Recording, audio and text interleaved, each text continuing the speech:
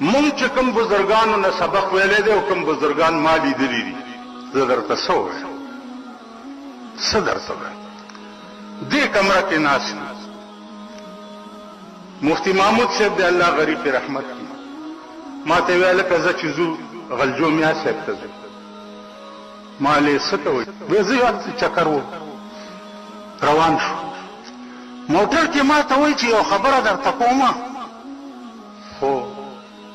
ته خو اناړي غوندې یاسې نه چېرته میا صاحب بیا تنګ کړي ما جیغ زه غږ نه کوم خو راته یې وکړه نو تازه راغلی و مدینې منورې نه نو ما ته په موټر کې وایي چې صوفي جمیل د روضې مبارکې خادم خاص دی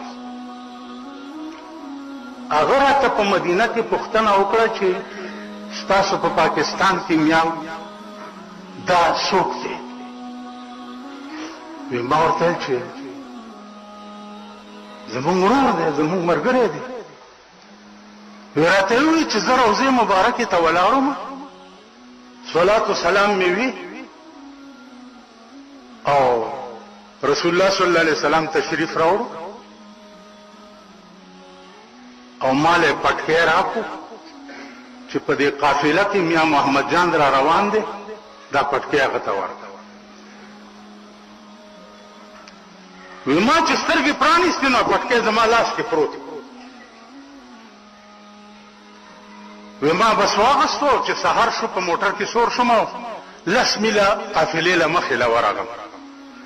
چې ورغلم قافله مې روکا وکړه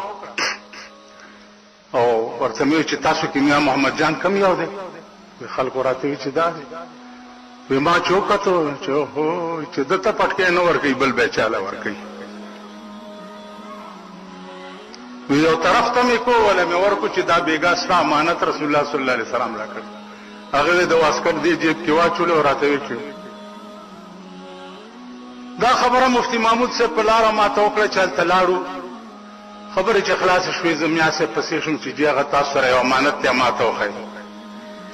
وی چې څه شی دی مالا پټکی هغه مفتی محمود ته داسې وکړه مفتی محمود ما ته داسې کوي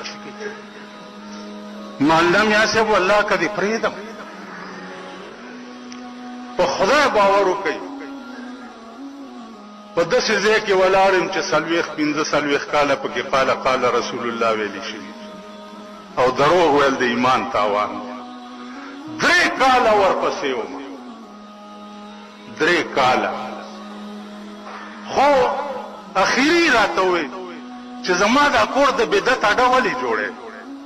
که چاته پته ولګي چې دې کې د رسول الله سم پټکی دی خدک به دا دیوالونه صفوي څوک ورته سجدې لکوي څوک به څه کوي څوک به څه کوي نو زما کور بدعت خانه مه جوړوه مه تنګوه مال پټ غوندې راته وښیه تېراله د شپې لا اله الا الله محمد رسول الله په دې کلمه دې زما قسمي چې د شپې په خوب کې پټکی راوړو راته وښودو ما ته وی دا پټکی دی وی ګوره خو خدای ته وګوره چې تنګوه مې ما سهار ورپسې بیا لاړم غلجو ته د زامنو نه پوښتنه وکړه چې بیا لاړم ورته مې وی مالجي ما خو په خوب کې نه ویلي چې ما ته وښایه په ویښه بیا راته ښیه وی زه لږ ناجوړه یم که نه چې ښه شمه بیا به ګورو چې وفات شو هغه شی چې ما ته په خوب کې ښودلی و د مرۍ نه یې تاو چې کفن کې مې وکتو څه وخت کې خاورو ته یې ځان سره یو